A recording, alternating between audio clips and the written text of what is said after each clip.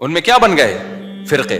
اب دیکھو ایک اہم پوائنٹ کی بات ہے, اللہ کی بات سمجھ میں آ جائے. کیا اللہ نے ایسا کیا کہ جب دنیا کے سارے مذاہب غلط ہو گئے تھے تو اللہ نے سب کو غلط ہی چلا دیا؟ اللہ نے حق پیغمبر کو بھیجا نا, محمد صلی اللہ علیہ وسلم کو, اور آخری نبی بنا کے بھیجا.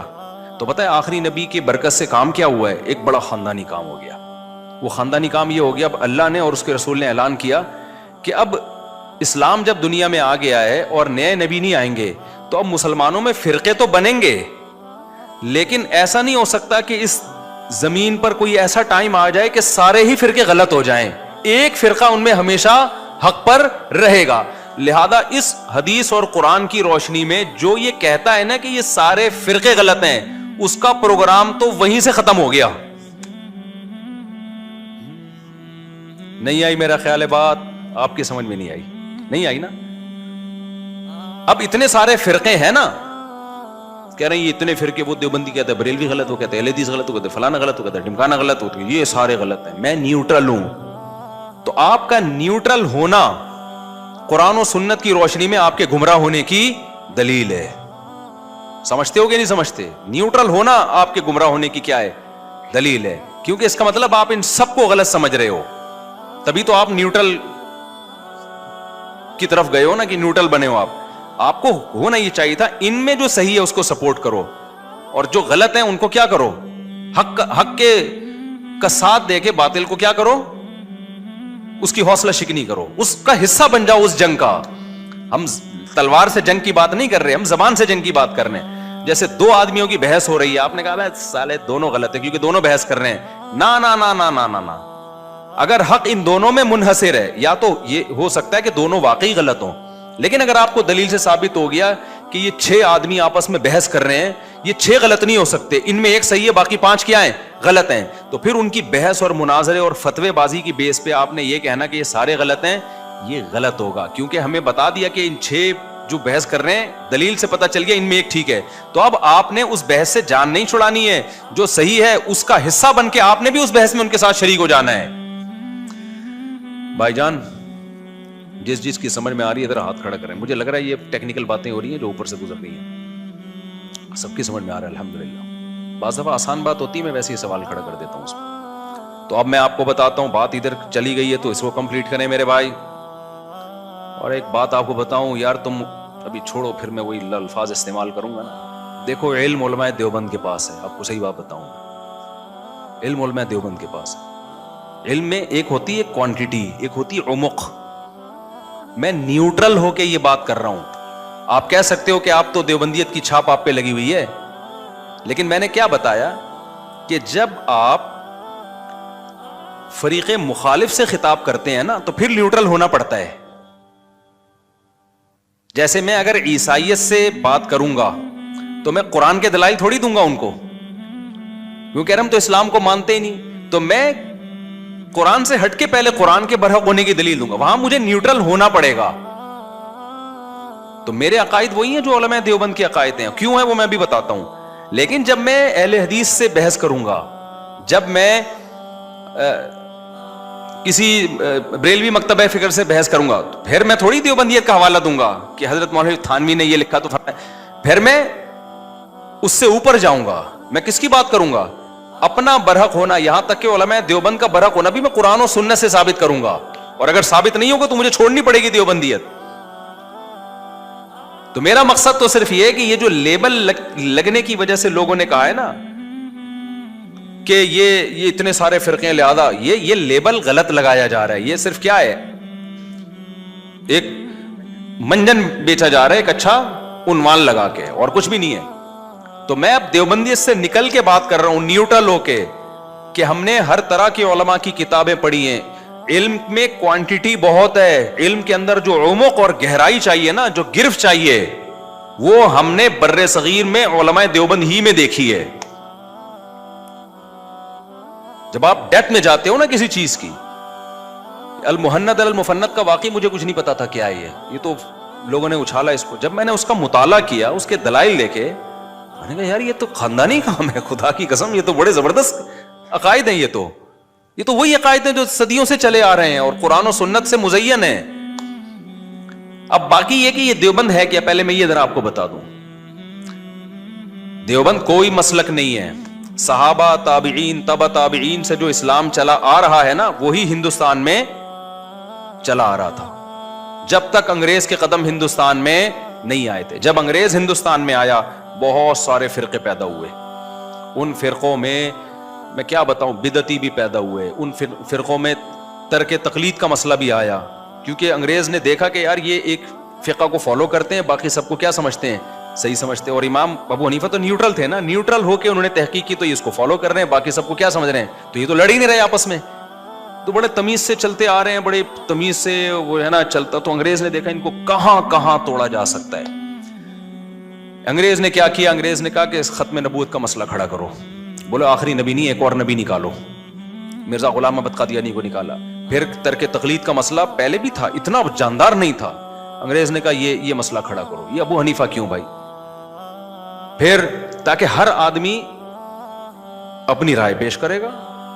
اب عوام کی بوکھلاہٹ ختم ہونے کے بجائے کیا ہو رہی ہے، بڑھ رہی ہے. وہ کہہ رہے ہیں وہ اس کا قرآن حدیث کچھ اور ہے، اس کا قرآن حدیث کچھ اور ہے، اس کا قرآن حدیث کچھ اور ہے، اس کا قرآن حدیث کیا ہے. اور پھر ایک دوسرے پہ جو کیچڑ اچھالنا ہے، نفرتیں پیدا کرنا. اتنی نفرتیں انگریز کے آنے سے پہلے نہیں تھیں جتنی اب نفرتیں ہو گئی ہیں مسلمانوں میں آپس میں. تو اس نے کہا اس پہ بھی. پھر دوسرا اس نے کہا منکرین حدیث جو پرویزی فرقہ ہے کہ بھئی ہم قرآن کو مانیں. دیکھو انگریز یہ نہیں کر سکتا تھا کہ اسلام کا انکار کر دے، کیونکہ مذہب کا انکار پر لانا آسان نہیں ہوتا. مذہب سے انسان کو فطری محبت ہوتی ہے. عیسائیوں نے اب تک عیسائیت نہیں چھوڑی ہے، میجورٹی تو عیسائیت کو مانتی ہے نا ابھی بھی. مذہب کو چھوڑنا آسان نہیں ہوتا. باپ دادا کے دین سے فطری محبت بھی ہوتی ہے انسان کو، جس مذہب میں پیدا ہوتا ہے. تو انگریز نے کہا مذہب تو نہیں چھڑوا سکتے نا ان سے، مذہب میں ایسی ان کے اختلاف ڈال دو نا، کنفیوژن ہی کنفیوژن.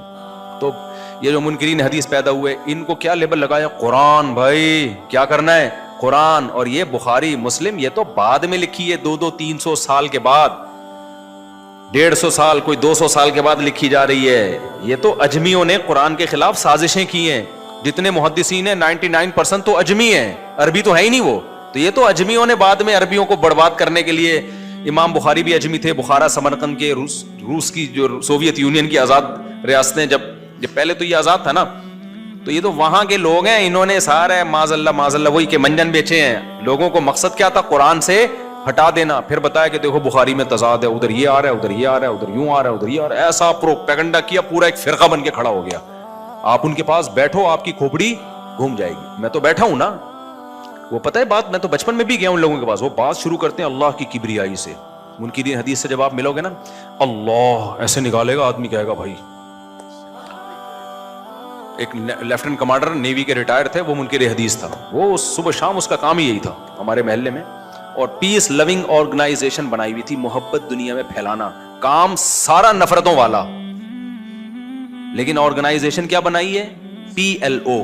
مجھے اس کا صدر بنانے چاہتے تھے وہ، تو شکر ہے میں نہیں بنا. میں جب ادھر بیٹھا میں نے کہا یہ تو کچھ اور ہی چیز ہے بھائی. یہ لیبل سب کے اچھے ہوتے ہیں، محبت پھیلا رہے ہیں، ہم لوگوں کو جمع کر رہے ہیں. اس نے کہا بھائی دیکھو حدیثوں کی وجہ سے کتنے فرقے بن گئے. حدیث رفع الدین کرنے کی بھی ہے، نہیں کرنے کی بھی ہے، زور سے آمین کی بھی ہے، آہستہ آمین کی بھی ہے، امام کے پیچھے فاتحہ پڑھو والی بھی ہے، امام کے پیچھے فاتحہ نہیں پڑھو والی بھی ہے.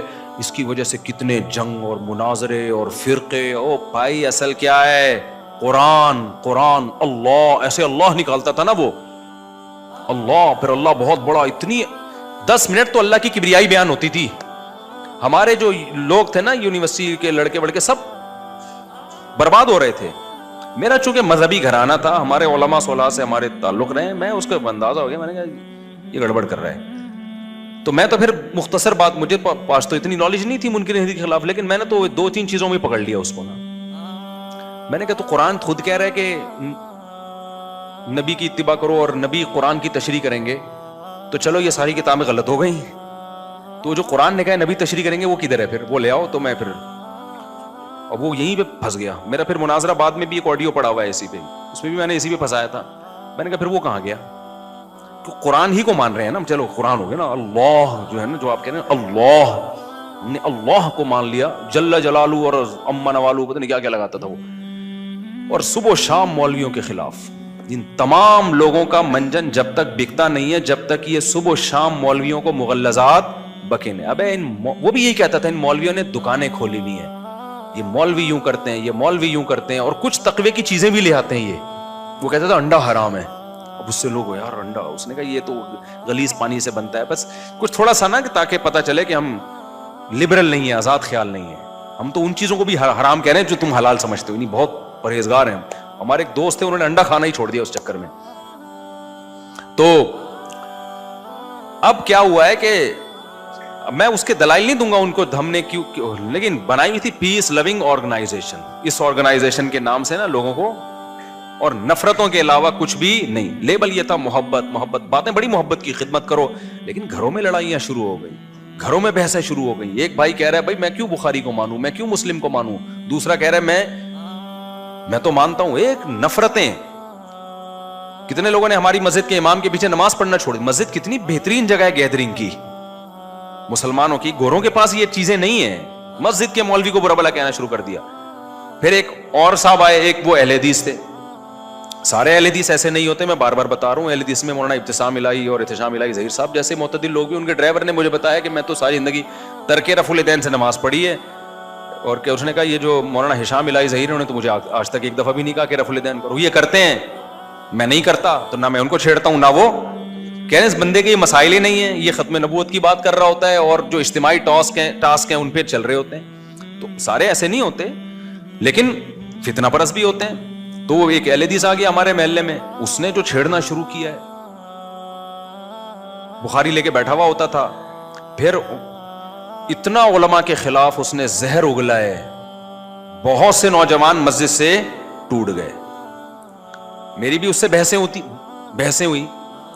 تو کیا یہ ہو کیا رہا ہے؟ اچھا وہ کیا فقہا سے ہٹانا. منکرین حدیث کیا کہہ رہے ہیں؟ یہ کتابیں بعد میں لکھی گئی ہیں. اور منکرین فقہ کیا کہہ رہے ہیں؟ امام حنیفہ کی کوئی کتاب دکھاؤ.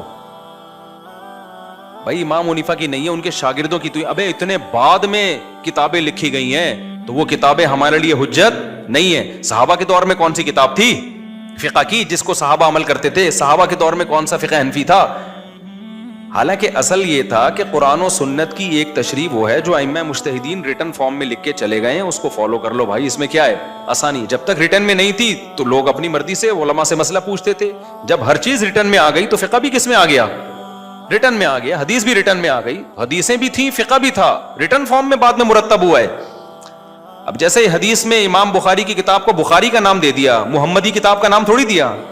تو ایسے ابو حنیفہ نے جو قرآن و سنت سے نیوٹرل ہو کے مسائل نکالے، ان کو نام ہم نے کیا دے دیا؟ فقہ حنفی کا نام دے دیا کہ مرتب وہ ہیں، وہ ان کے شاگرد مرتب ہیں. امام مالک کے فقہ کو مالکیہ کا نام دے دیا. تو اس میں کون سی قیامت آ گئی؟ اس سے امت ٹوٹنے سے کیا ہو گئی؟ بچ گئی کہ بھائی انہی میں سے کسی کو فالو کرو. جیسے حدیث میں کیا ہوا کہ بچ گئی. اب ہر آدمی سندوں کی بحث نہیں کر سکتا، بھائی یہ کتابیں ہیں، یہ ہیں. تو جو کام منکرین نے حدیث کیا تھا، وہی جو متشدد قسم کے اہل حدیث تھے نا، انہوں نے وہ کرنا شروع کر دیا. مجھے وہ بچپن کا وہ اہل حدیث سے ابھی تک مناظرہ یاد ہے. مجھے منکرین حدیث سے واسطہ پڑا. پھر کیا ہوا، جو اہل حدیث حضرات، ایک تھا بڑا شرارتی تھا وہ. میں پھر بار بار کہوں سارے اہل حدیث شرارتی نہیں ہوتے، اور سارے نیک نہیں ہوتے، یہ بھی بتا دوں. کچھ ایسے ہوتے ہیں جو بدعت کو صرف اہل حدیث کی مخالفت میں اس بدعت کو یعنی سنت قرار دینے کی کوشش کرتے ہیں، حالانکہ ان کو پتا ہوتا ہے کہ ہمارے پاس اس کی کوئی دلیل نہیں ہے. تو دودھ کے سارے دھلے ہوئے نہیں ہوتے. تو وہ متشدد تھا، اس لیے میں اس کی بات کر رہا ہوں. تو اس نے کیا کیا، مجھے کہنے لگا یار یہ جو ہے نا اتنے سارے فرقے حنفی، شافعی، مالکی، حنبلی، قرآن و سنت پہ کیوں نہیں آ جاتے؟ تو میں نے کہا یہ کہ تورات اور انجیل پہ آئے ہوئے تھے یہ لوگ. اچھا اس وقت واقعی مجھے کچھ نہیں ان چیزوں کا زیادہ پتا تھا. میری تو 16-17 سال عمر تھی. تو اس اہل حدیث نے مجھے بٹھایا. اس نے کہا کہ دیکھو ہر وقت ان کا یہی کام تھا مسجد میں، ٹوکنا اس کو، تو زور سے فاتحہ پڑھ، ٹانگے یہ کرو اور رفع الیدین کرو، ہر وقت یہی کام تھا.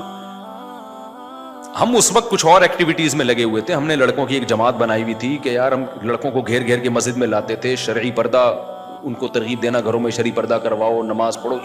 وہ ادھر لے آئے نا ہمیں. تو میں نے کہا ٹھیک ہے جی، اگر کوئی صحیح بات کرنے تو مان لوں گا میں. تو میں نے ان سے پوچھا کہ میں کوئی پروفیشنل مناظر نہیں ہوں، نہ تھا میں. سمجھ رہے ہیں کہ نہیں سمجھ رہے؟ میں نے ان سے کہا کہ آپ یہ جو کر رہے ہیں کہ یہ سب غلط ہیں، تو صدیوں سے تو یہی چلتا آ رہا ہے. کوئی حنفی ہے، کوئی شافعی ہے، پوری ریاستیں اسی پہ چلی ہیں. تو آپ کیا یعنی کہہ رہے یہ نہیں ہونا چاہیے؟ میں نے کہا پھر کیا ہونا چاہیے؟ تو انہوں نے کہا دیکھیں ہر شخص قرآن و سنت میں تحقیق کرے، تو اس سے یہ سب ختم ہو جائے گا، اختلاف. سب کی نمازیں ایک جیسی ہو جائیں گی، میں نے کہا اچھا مجھے بتاؤ ابو حنیفہ نے امام شافعی نے یہی کیا یا کچھ اور کیا؟ قرآن و سنت میں تحقیق کی نا، انہوں نے کہا. میں نے کہا ان کا علم ہم سے زیادہ، ان کا تقوی ہم سے